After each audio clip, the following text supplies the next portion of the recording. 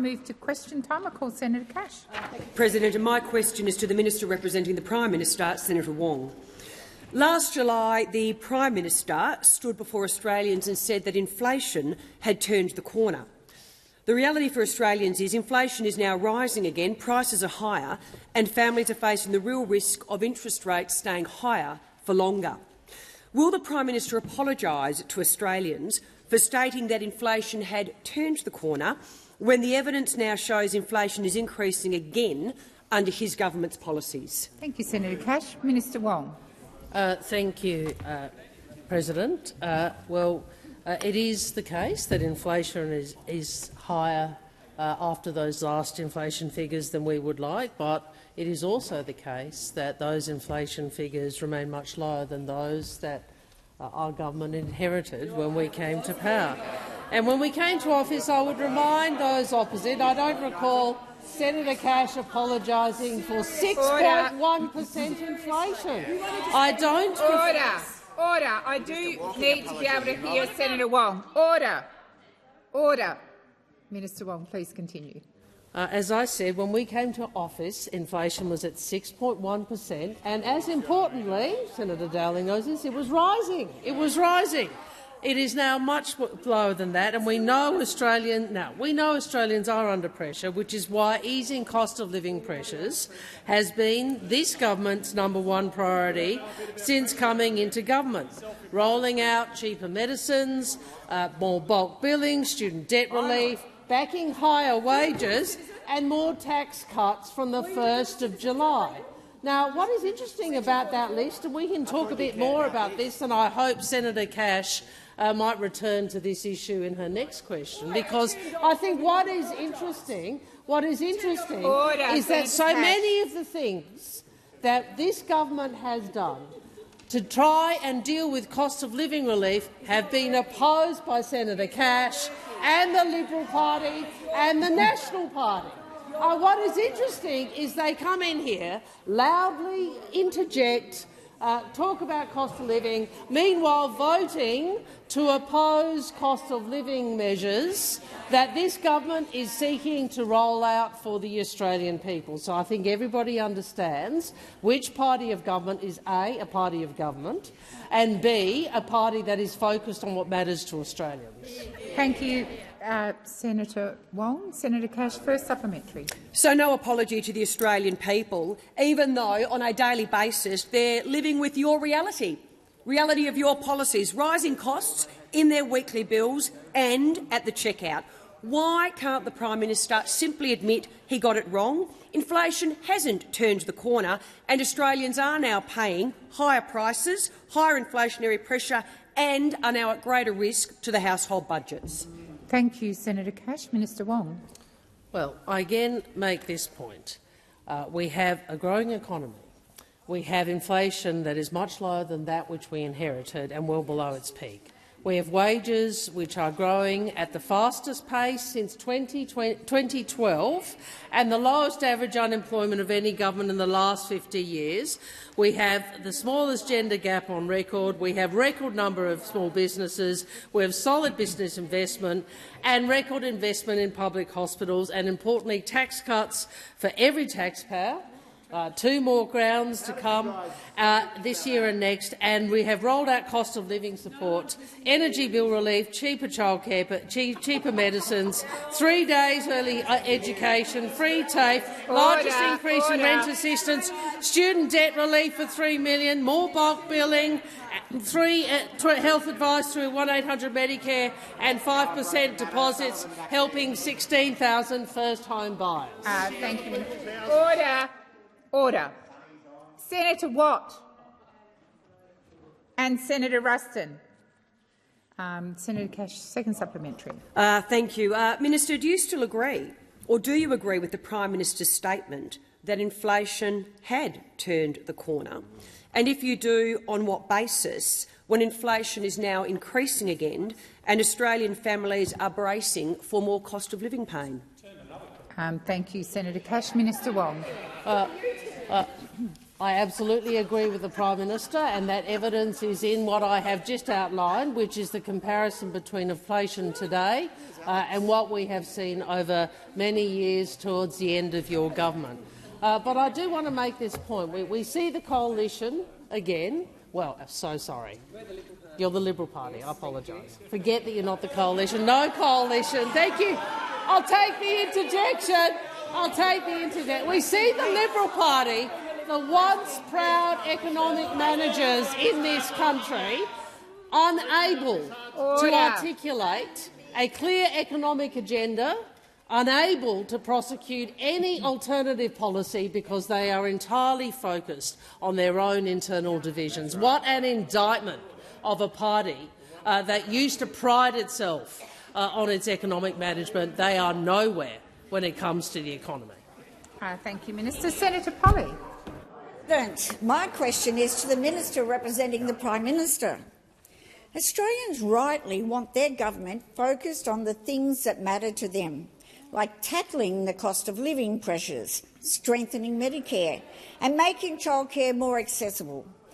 How is the Albanese Labor government delivering on its commitments to the Australian people? Thank you, Senator Polley. Minister Wong. Thank you to Senator Polley. Well, Australians want a government focused on what matters, and that is what we have continued to deliver in 2026. Cost of living relief, quality, affordable health care, support for families, and of course we saw last Friday National Cabinet met in Sydney and reached a landmark agreement to strengthen public hospitals. The government will provide an additional $25 billion for state and territory public hospitals, 3 times more additional funding than under the last 5-year agreement. An investment that strengthens Medicare, builds on what we are already delivering, in particular Medicare urgent care clinics, stronger bulk billing incentives, more Medicare mental health clinics and cheaper medicines for every Australian. This is a government that is easing cost of living pressures. From this month, medicines on the PBS cost no more than $25. Australians can access free health advice through 1800 Medicare. From January 5th, every child that needs it has access to 3 days of childcare subsidy, no activity test.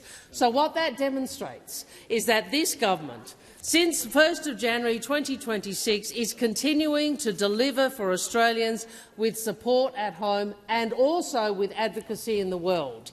The Prime Minister travelled to Timor-Leste last week, agreed the Passeria Declaration, the first of its kind between our two nations, and this week I will travel with the Prime Minister to Indonesia, where he will sign the historic Treaty on Common Security agreed with President Prabowo at the end of last year. This is a Labor government that is focused on delivering in Australia's national interest, focused on the things Australians want us to focus on. And it stands in stark contrast with those opposite who continue to focus almost entirely on what is happening in their party room and on their phone. The time for answering has expired. Senator Polley, first supplementary. Ministers, families around Australia have been focused in recent weeks on getting their kids back to school for another year. How is the Albanese Labor government delivering on the commitment to Australian kids to give them the best education they deserve? Thank you, Senator Polley. Minister Wong. Thank you, President. Well, Senator Polley and all of those of us on this side of the parliament have been focused on delivering better education for Australians for all of our time in the parliament. This is a Labor project over generations to lift the educational opportunities of all Australians. We believe every kid deserves a great education, and that is what we are delivering. For the first time, we are fully funding public schools. For the first time, we are fully funding public schools, and it's a Labor government, Senator, that has delivered it. A Labor government has delivered it through the Better and Fairer Schools Agreement. It is the biggest new investment in public schools by the Australian government ever, $16.5 billion over 10 years. $16.5 billion over 10 years. But we recognise funding is not enough, which is why investment that is tied to real reforms that help children catch up, Thank you, Minister. keep up the time and finish for school. answering has expired. Senator Polley, second supplementary. Yes, President. Why is it important for the Albanese Labor government to deliver for the Australian people? And what might stand in the way of the good government delivering the outcomes that Australians deserve? Thank you, Senator Polley. Minister Wong. Good government requires focus on the things that matter to Australians, the things Australians care about. It requires a focus on that, not on ourselves, and that is what we are doing. That is what Albanese Labor are doing. What, of course, stands in the way is division, and nowhere is that clearer than in the Liberal and National parties, because the coalition, as Senator Cash poignantly reminded me today, is no more. That's right. They've split again. And yet the infighting rages on. We see the blokes lining up to replace Ms Lee. We see the far right and the even further right, battling for control. On issue after issue, they drift further to the extremes. This is the politics of grievance in a party of government, chasing one nation, where you can't be more one nation than one nation. In contrast, we are delivering for Australians on the things they care about. Thank you, Minister. Senator McGrath.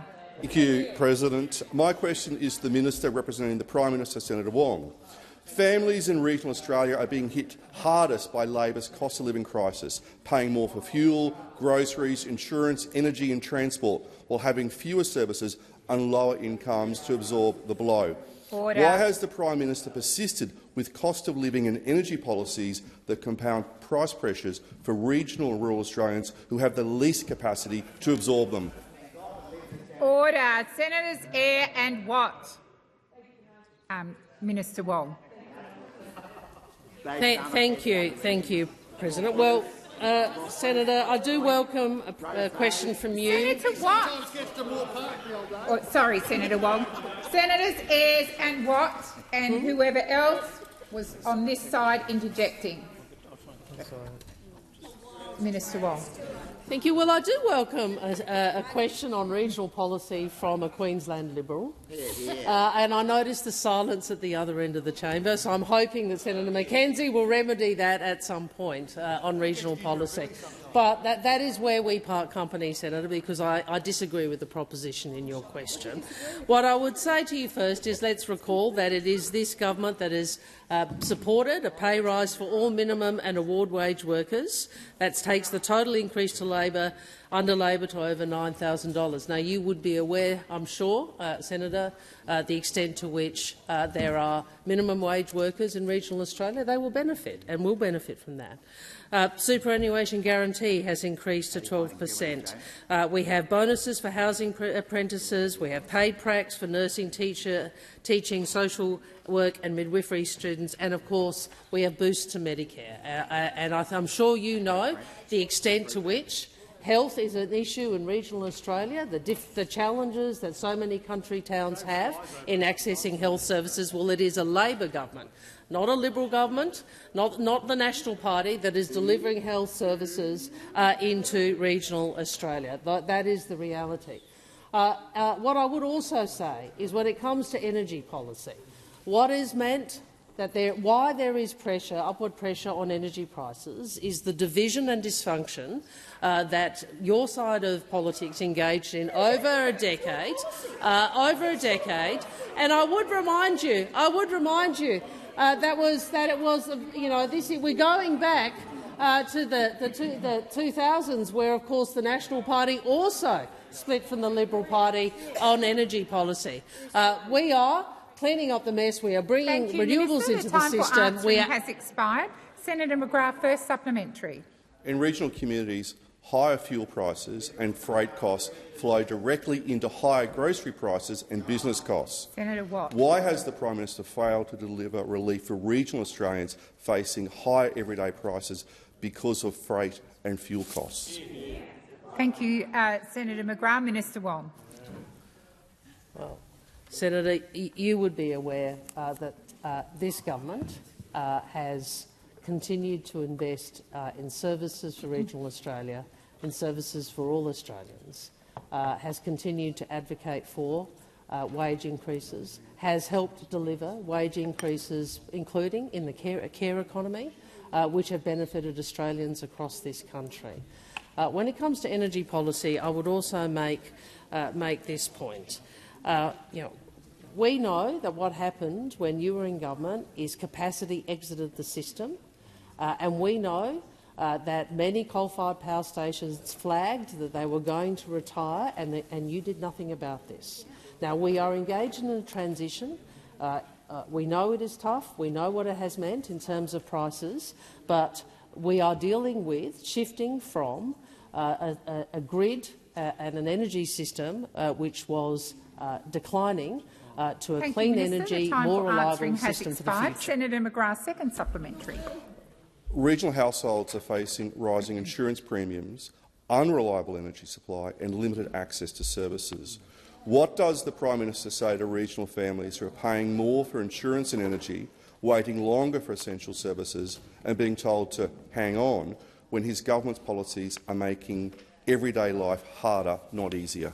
Thank you, Senator McGrath. Minister Wong. Who's this question really to? I'm not sure. Well, I'm not sure where to start on that, because there's so much in that we disagree with. But let's start first with services. We have delivered 48 urgent care clinics into regional, rural and remote areas. We have delivered more than 2.5 million bulk billed appointments in regional and rural areas, and we are reducing HECS for doctors and nurses that work in our regions. So all of that means Labor, not Liberal, not National, are doing more to deliver health services in regional Australia. We are investing more money in childcare centres, often in regional Australia, in childcare deserts, the areas where there's a lack of supply, which are often regional Australia. 37,000 regional Australians are being assisted through the Regional First Home Buyers Guarantee.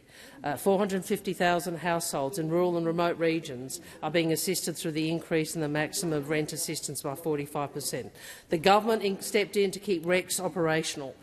These are amongst many things that the government is doing for regional Australia. Thank you, Minister. The time for answering has expired. Senator Faruqi.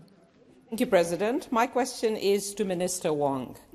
Minister, late last year you told the Australian Institute for International Affairs that Australia will always make our contribution as part of multilateral efforts to protect civilians and uphold international law, because living in peace shouldn't be contingent on where you were born. Yet you are now rolling out the red carpet for Isaac Herzog, the President of Israel, a state committing genocide that has killed at least 70,000 Palestinians, including thousands of children, journalists, aid workers and health workers, and a man who the UN Commission of Inquiry says incited genocide. Why are you inviting war criminals to this country, and will you rescind your divisive invitation to President Herzog, something members of your own party have called for? Thank you, Senator Faruqi. Minister Wong. Put simply, President Herzog is coming to Australia to honour the victims of the anti-Semitic terror attack at Bondi and to provide support to the Australian Jewish community, and it's a visit that comes at a moment of great trauma for many in the Jewish Australian community. Thank you, Minister. Senator Faruqi, first supplementary. Minister, you have refused to join the UK, Canada and France in condemning the Israeli government's demolition of UNRWA headquarters in East Jerusalem. You have remained silent as Israel bans Doctors Without Borders from Gaza. Under your watch, we have become a country that has made a mockery of international law. Can you explain how anyone can take your government seriously on human rights ever again? Thank you, Senator Faruqi. Minister Wong.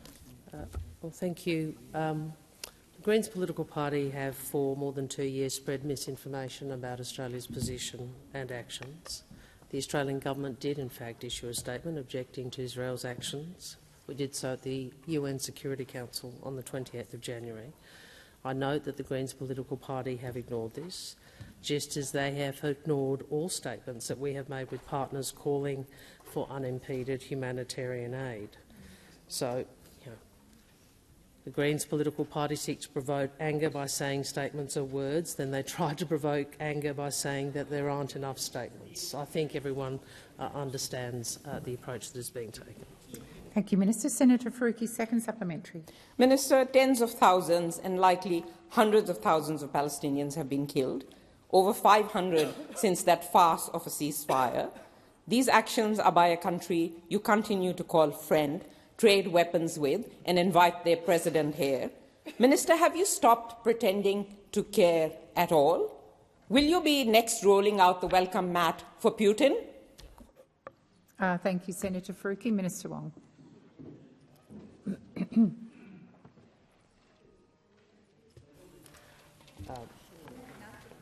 I'm not sure that is actually worthy of an answer. Senator Grogan.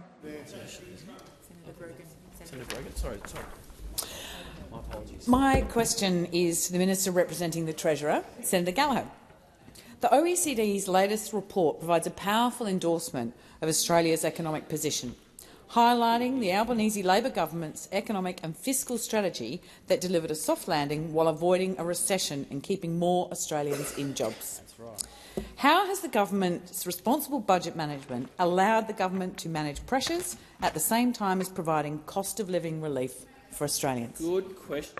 Thank you, Senator Grogan. Minister Gallagher. Thank you, President. I thank Senator Grogan for the question and for being a part of a united team that's determined to deliver for the Australian people, a sharp contrast with what we see happening over the other side of the chamber. And as Senator Grogan says, the OECD's latest report does provide some commentary on how successful the Albanese government has been in navigating some of the economic pressures that we've been seeing around the world.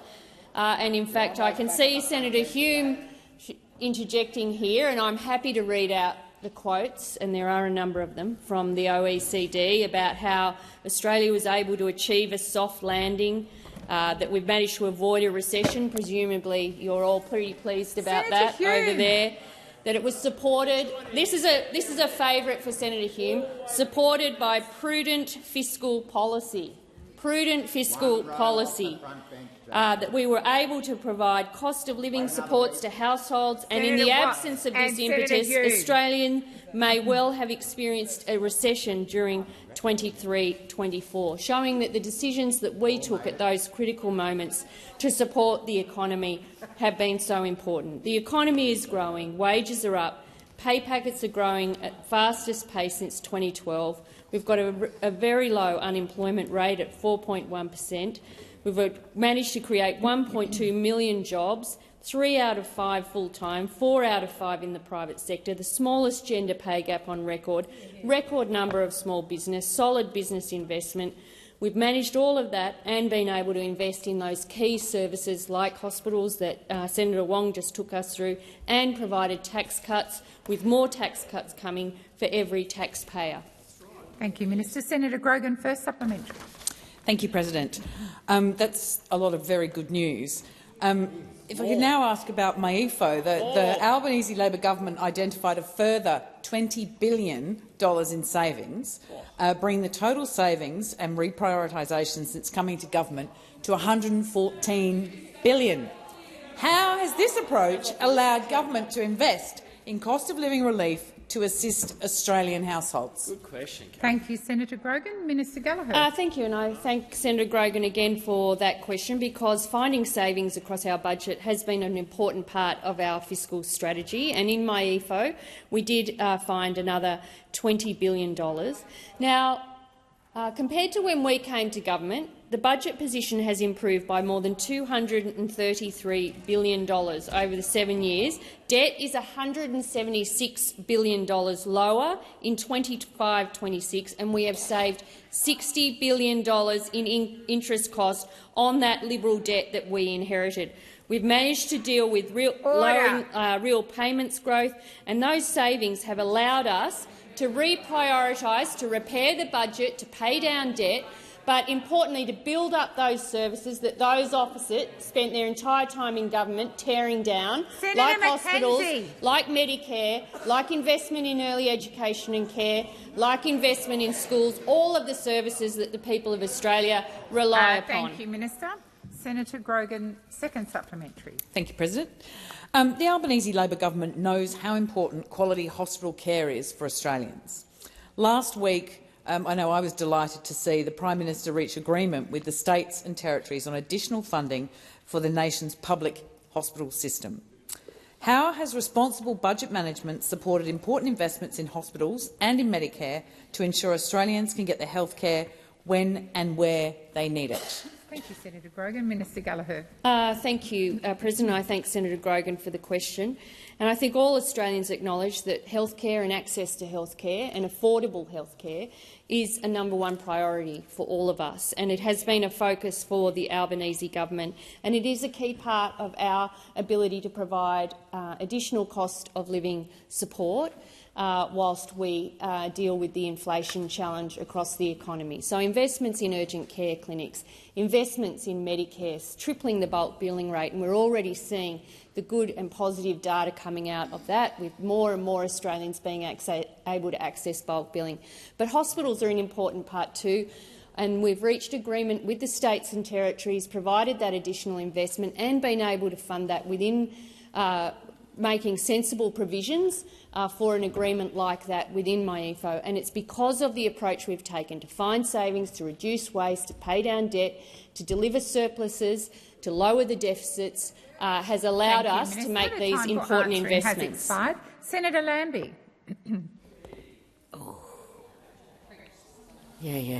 Thank you, Madam President. My question is to the Minister representing the Minister for Veterans Affairs. The Royal Commission into Defence and Veteran Suicide found serious issues with the quality, timelessness and effectiveness of healthcare provided to our veterans. And an analysis of over 400 veteran suicides done for the Commissioners identified, and I quote, a lack of timely access, end quote, to mental and physical health services and disparity in medical fees as a core problem.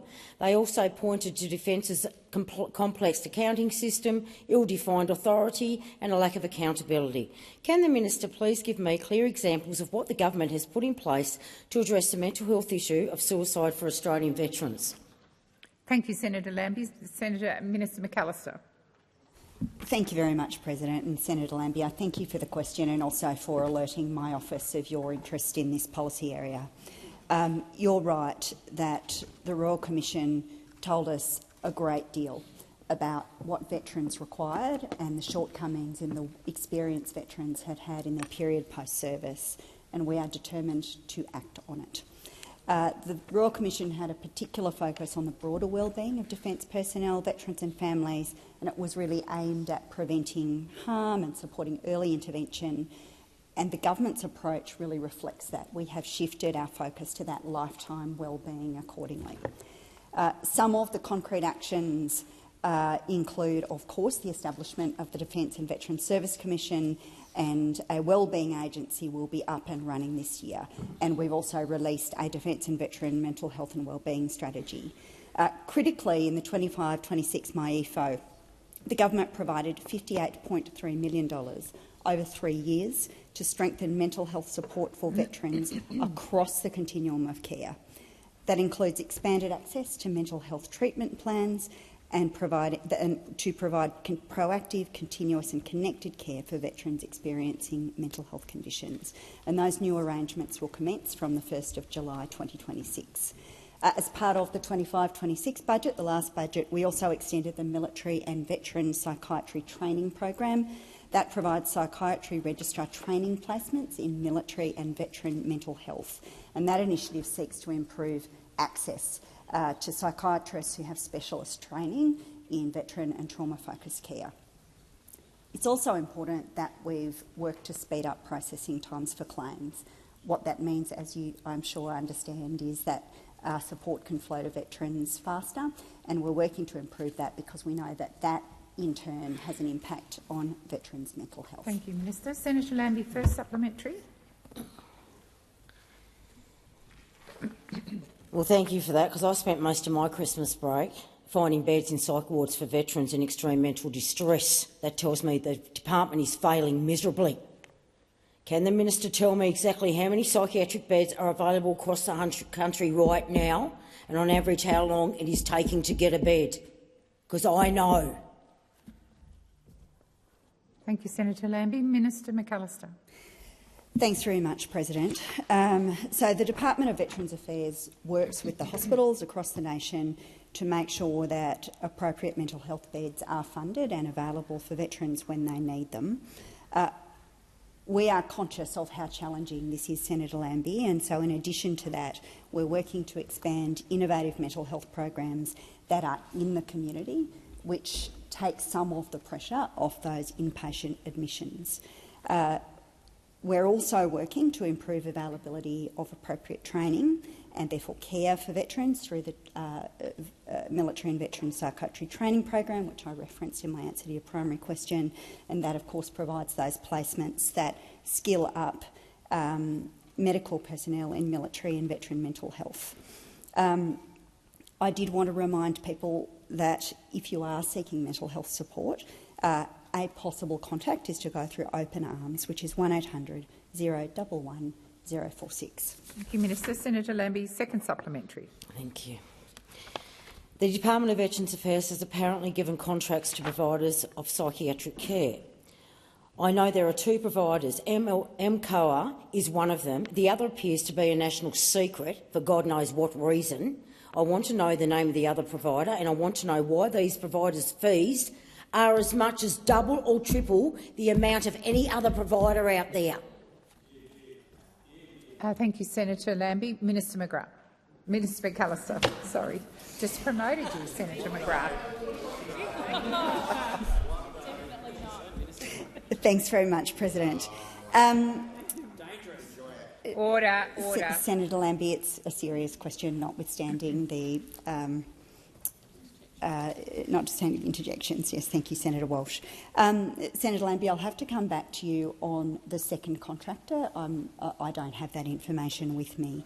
But I will say that we do seek to improve access to healthcare services. That includes the information I provided earlier about the $58.3 million over 3 years to strengthen mental health support for veterans across the continuum of care. I also understand that the Department for Veterans Affairs is updating a fee schedule for report writing. This has been an area of difficulty for many people to ensure that payments for reports are more consistent with other equivalent jurisdictions and better reflect actual costs to practitioners. I thank you, Minister. Senator David Pocock. Thank you, President. My question is to the Minister representing the Treasurer, I think is Minister Gallagher. Minister, you would have seen analysis released by ACOS, finding that the federal government is spending more on tax breaks for property investors than on social housing, homelessness services and rent assistance combined. Will you commit to sensible reforms to property tax concessions in the upcoming federal budget that would limit the number of investment properties that can be negatively geared and use the capital gains tax discount to actually incentivise new supply? Thank you, Senator Pocock. Minister Gallagher. Thank you, and I can confirm I do represent the Treasurer in this chamber. Our tax and housing policies haven't changed, and I would say, well, Senator Bragg, you've opposed and voted against all of the housing measures that we have brought to this chamber to improve housing affordability and access to housing for Australians. So you have no credibility on housing or housing policy at all. As Senator Pocock's question relates to analysis that ACOS have done, obviously the government works closely with ACOS across a number of portfolios. I engage with ACOS as well, and we will always work with organisations, particularly when their focus is on driving fairness across the Australian economy. We've done a number of things to improve housing affordability and access to housing and housing security since coming to government, including back-to-back increases in rent assistance. We've also built 5,000 social and affordable homes. There's another 25,000 in planning or construction. Under the Housing Australia Future Fund, we've got more housing being announced right around the country. I can see the Minister for Housing is constantly on housing sites or working with housing providers. But we, as I said at the beginning, our policies in relation to this haven't changed. We remain focused on delivering the commitments we took to the last election, which was to build and drive supply of housing across the country as a way of improving affordability and access to housing for all Australians. Thank you, Minister. Senator Pocock, first supplementary. President, thank you, Minister. Minister, the ACT is the only jurisdiction not to have a dedicated youth homelessness shelter. In 2024-25, 392 young Canberrans came to homelessness services in need of long-term housing, and only 28 were provided with housing. How can the government afford to subsidise someone's 7th investment property but can't afford to house a 15-year-old with nowhere else safe to go? Thank you, Senator Pocock. Minister Gallagher. Thank you. Well, the Commonwealth's responsibility through the Housing and Homelessness Agreement is to provide funding for services that are funded and managed through the ACT government, and we have well. Order. For a government that, when you were in government, Senator Ruston, did nothing at all on housing, whether it be social housing, homelessness funding, building housing, whatever, had nothing to do with the government. Minister Gallagher, please resume your seat. Order.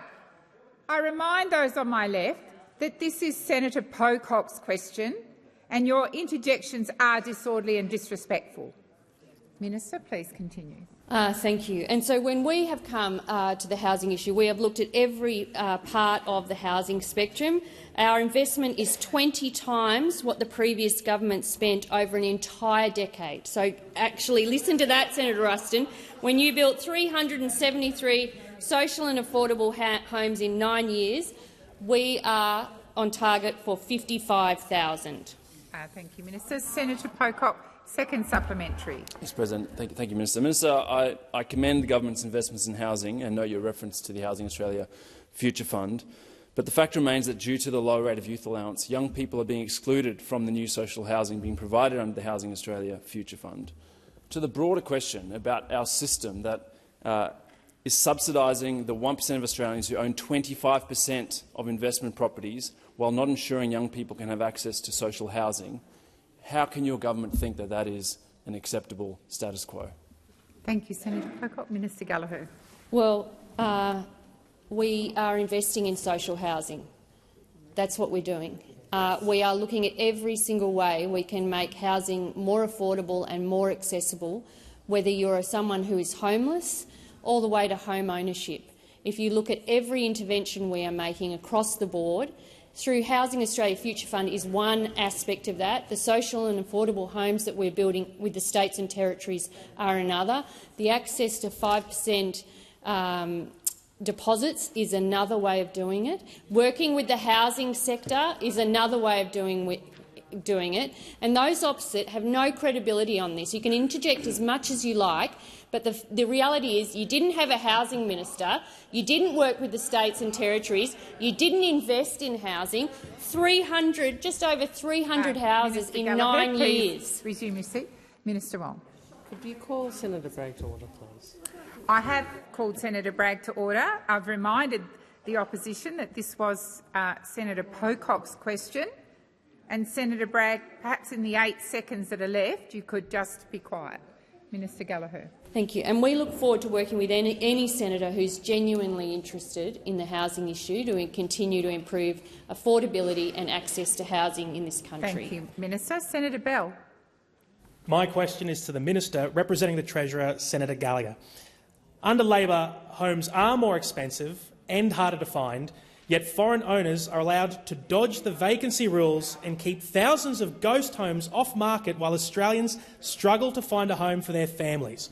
Documents obtained by One Nation under Freedom of Information expose Labor's failure to enforce foreign home ownership rules.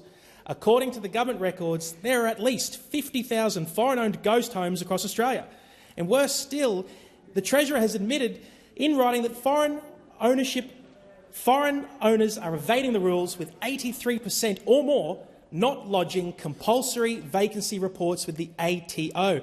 Minister, Why has the Albanese Labor government allowed thousands of foreign-owned ghost homes to go unpoliced, unpunished, in the middle of a housing crisis while Australian families suffer? Thank you, Senator Bell. Minister Gallagher. Thank you. Thank you for the question, Senator Bell. We have actually banned foreign buyers from buying existing homes, and we have a number of other responses in relation to immigration and ownership of housing, or foreign ownership of housing, that the relevant ministers are managing right now. So I'm not sure the data that you're referring to there. Every time this issue is raised at estimates, and it has been raised by Senator Roberts and others, the explanation and advice, the evidence from Treasury is this is something that they watch carefully and closely, and there are, as you say, rules around it, and that it forms a very, very small part of the overall home ownership arrangements in this country. So I can't verify the data or the information that you've used in your question, but my advice is foreign investors make up 0.8% of new and established dwelling purchase transactions in the last data that I have, which is in the 23-24 year, which, if you look in numbers, that is just over 4,000 transactions out of a total of 538,861 transactions. That is advice from the ATO. If there is anything further I can provide in relation to the substance of your question, I will endeavour to do so. Thank you, Minister. Senator Bell, first supplementary. That's all right. Happy to also assist in providing some correspondence between Senator Hanson and the Treasurer in relation to this. So, Minister, I'll just say, and look, off these figures, they're up to $8 billion in potential fines that have not been prosecuted by the Albanese Labor government on this topic. Minister, can you advise the Senate, again, how many homes in Australia are owned by foreigners? And in the last financial year, and given the Treasurer now admits foreign owners are evading vacancy rules, will the minister advise the Senate Senator how Bell. many the fines? time for asking your question has expired. Senator Ayres. That was seriously rude. Minister Gallagher.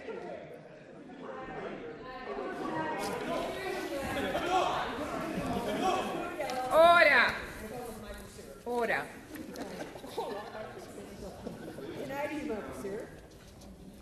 The chamber has obviously not heard that I did call the minister to answer, but there's so much chatter across the chamber you didn't hear, and therefore you continued to interject. Minister Gallagher.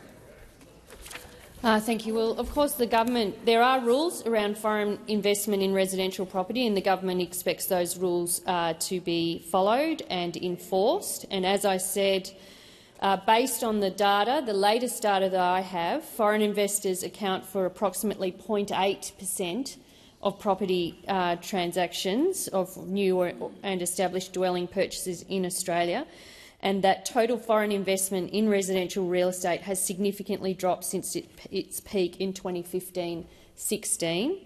In 23-24, the ATO's residential real estate compliance investigations identified 688 cases for investigations, completed 602, and found 141 properties were in breach, and 66 of these resulted in divestment. Thank you, Minister. Senator Bell, second supplementary.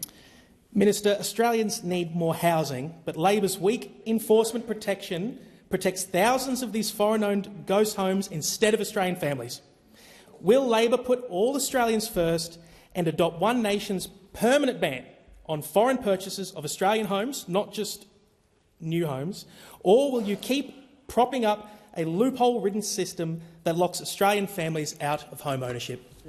Thank you, Senator Bell. Minister Gallagher. Thank you, Senate President. And I don't want to start my answer with a question, but I would put a similar question to One Nation, which is, would you support all of the housing investments that we've brought to this chamber to actually drive housing supply so that the people you represent whether the Housing Australia Future Fund, the social and affordable housing, the rent assistance, any of that. Order.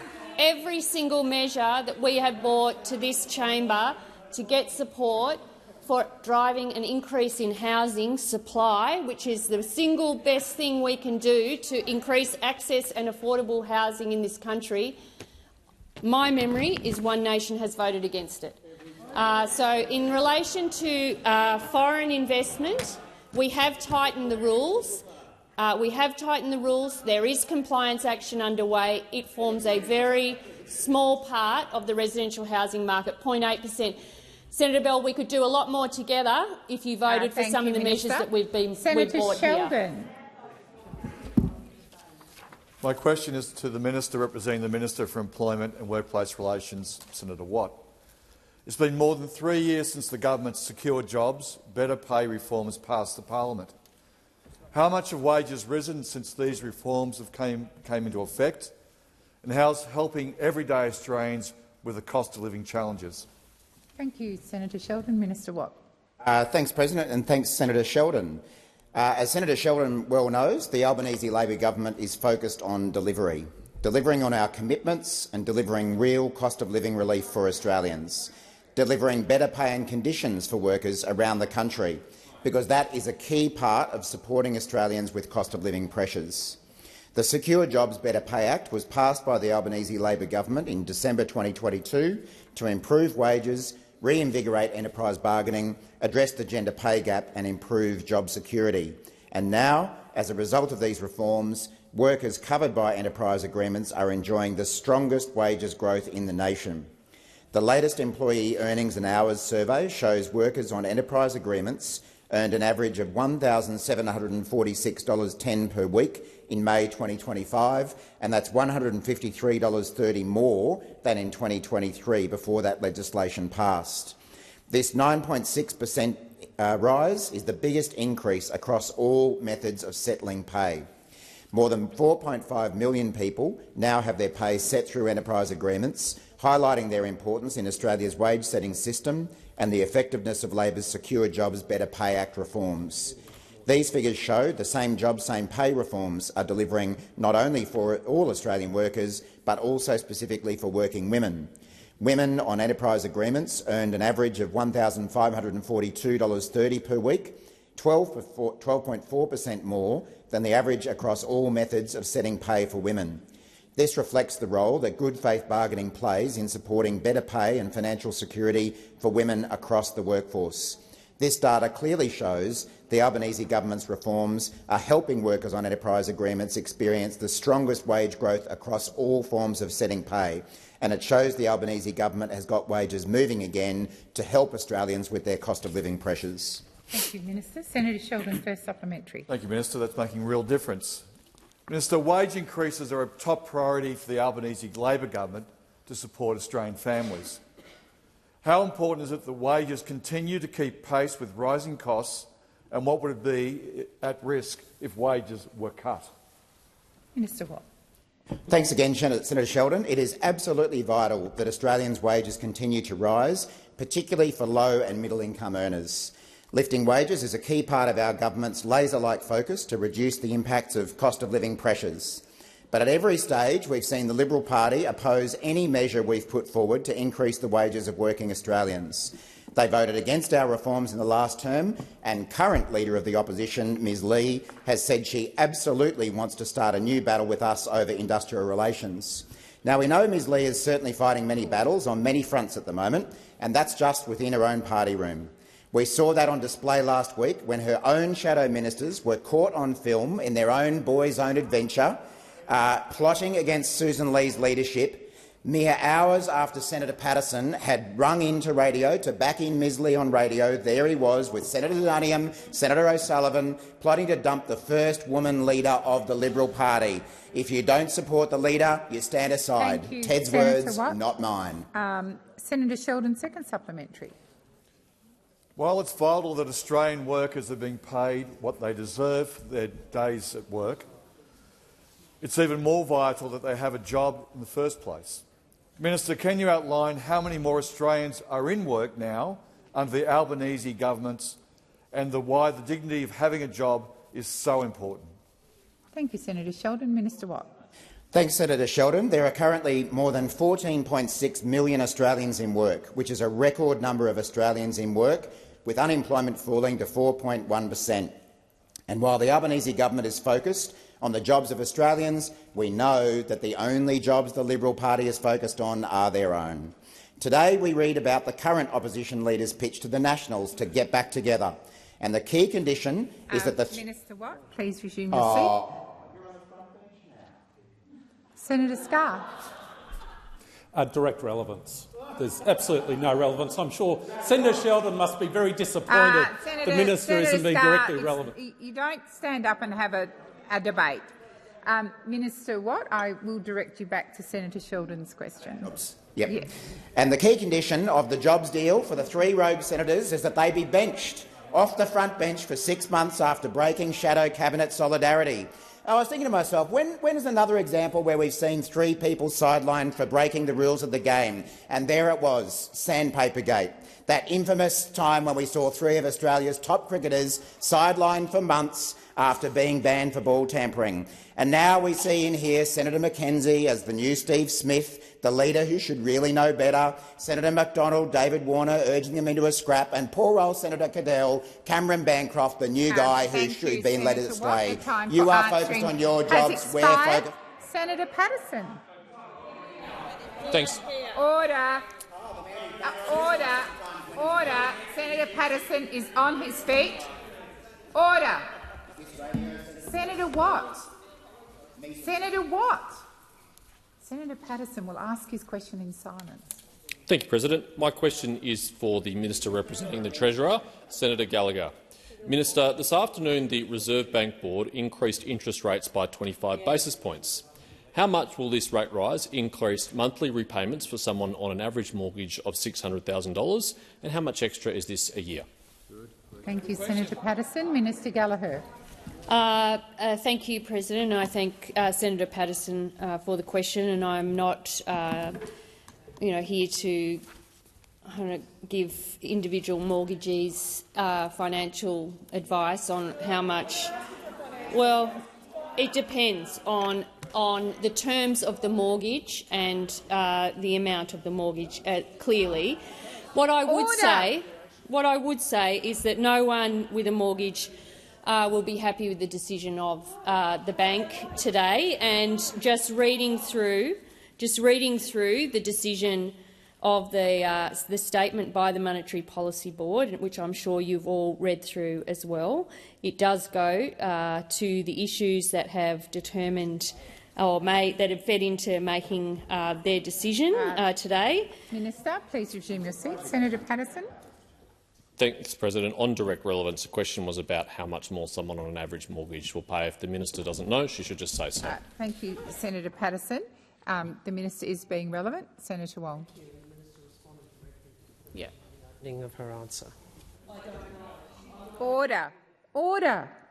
Minister Gallagher, please continue. Well, that wasn't what I said, Senator Cash, but anyway. On the issue of the bank and their decision today, and my quick reading of this as it's come into question time is that a lot of the concerns of the bank in making this decision have related to private demand growing more quickly than expected.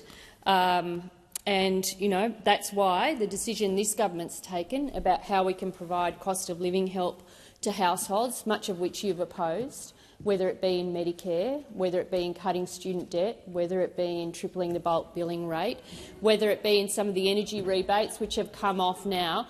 This has been our entire strategy to manage some of the inflation challenge and provide cost of living help to households to help them deal with some of that cost of living pressure that they've been under.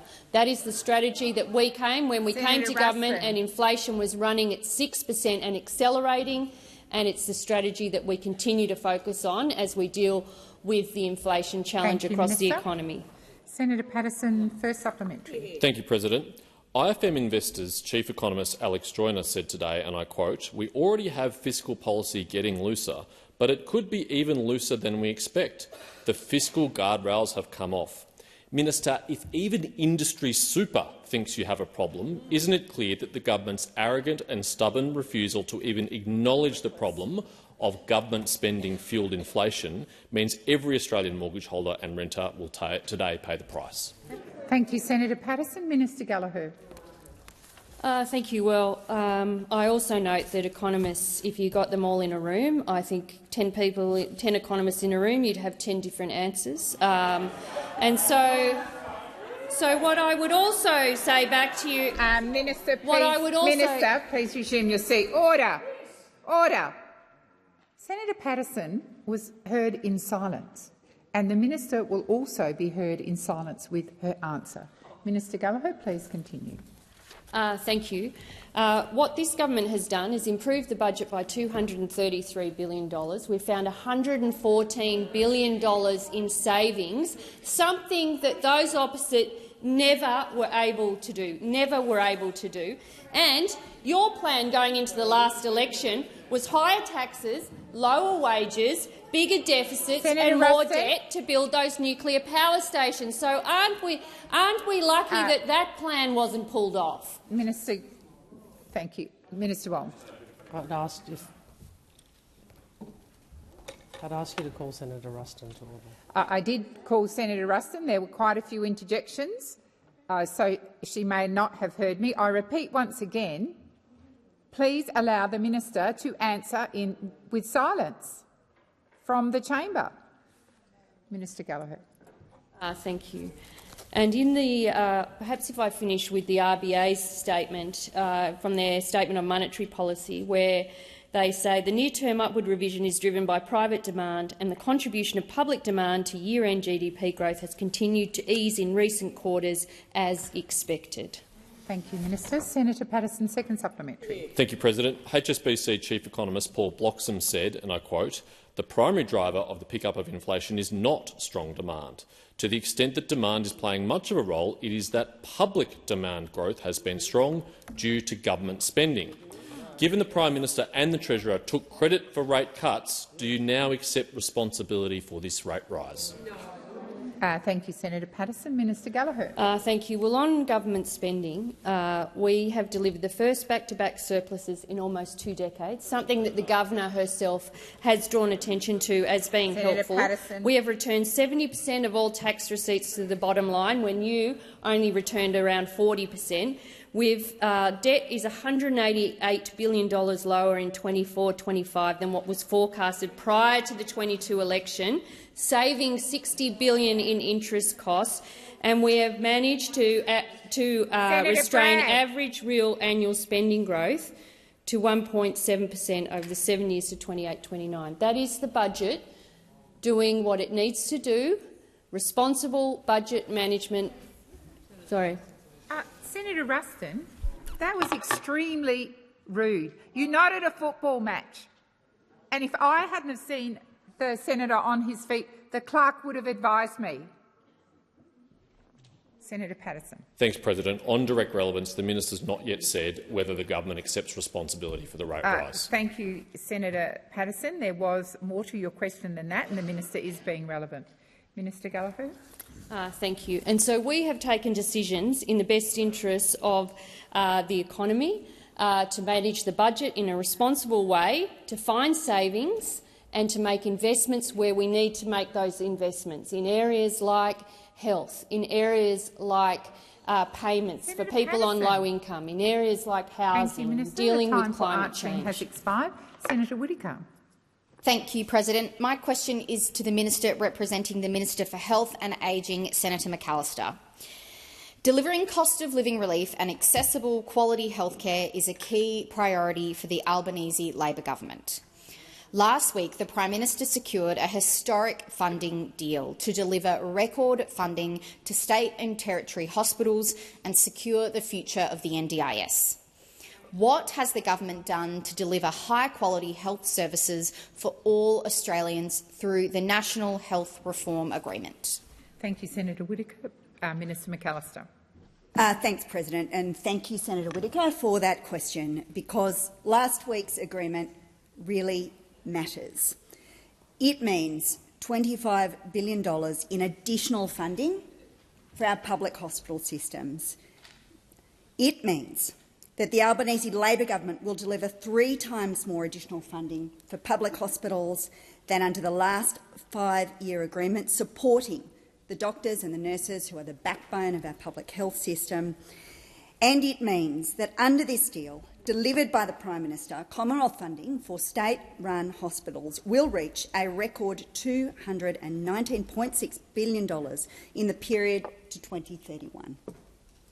So while those opposite have been entirely focused on themselves, meeting in shuttered rooms, trying to work out a way to depose first female leader, our government, the Albanese government, has been focused on delivering better health services for Australians. And that should be good news for every Australian, because it means people get the quality public health care that they need. And it also means that our government can take the next steps to secure the future of the NDIS. Our government will work with the states and territories to target annual cost increases of 5 to 6%, so that this life-changing scheme is here for the long term. And $2 billion matched by the states and territories to deliver the first phase of foundational supports, Thriving Kids. I want to pay tribute to the work done by Minister Butler and Professor Oberclay to establish that national model for Thriving Kids. And I want to assure the mums and dads and the broader disability community that we have listened to them. We will make sure that states and territories have enough time to roll this out, and the rollout will now commence on the 1st of October 2026 with full implementation by the 1st of January 2028. Thank you, Minister. Senator Whittaker, first supplementary. Thank you, Minister. On this side of the chamber, we want all Australians to access high-quality care where and when they need it. How is the Albanese Labor government working to help relieve pressure on state hospital systems and delivering high-quality care for all Australians? Thank you, Senator Whittaker. Minister McAllister. Thanks very much, President. Well, we are expanding the availability of free urgent health care. There are now 122 Medicare urgent care clinics open across Australia. Australians have made 2 million visits, more than 2 million visits, to Labor's free Medicare urgent care clinics. And 1/3 of those patients are kids under the age of 15. And think about all those mums and dads who've been able to go there to get support for their children rather than to the hospital. Nearly half of the patients who attended a Medicare urgent care clinic would have used a hospital emergency department if no clinic was available. 30% of visits to Medicare urgent care clinics have taken place on weekends. 25% of patients have attended after 5 p.m. on weekdays. These clinics are filling a gap in our health system that those opposite did absolutely nothing to address. Thank you, Minister. Senator Whittaker, second supplementary.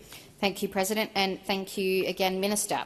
We know that delivering high-quality primary care will take pressure off local hospitals. How is the Albanese Labor government making sure that every Australian can see a GP so they don't have to go to a local hospital? Thank you, Senator Whittaker. Minister McAllister. Thanks, President. Well, in May last year, the Australian people voted for a government that would stand up for public health care and for the principle of universal health care, and we made that commitment to the Australian people, and we're keeping it. The Albanese Labor government has delivered the largest ever investment in the history of Medicare. And since our investment started on November 1, there are now 3,200 Medicare bulk billing practices nationwide. Over 1,200 of those clinics were previously mixed billing. It makes such a difference. It means more and more people will be able to see a GP, and fewer people will have to resort to sitting in their local emergency department. And that is what delivering for Australians actually looks like. And so while those on the other side have spent all this time entirely focused on themselves, we have been focused on the needs of the Australian people.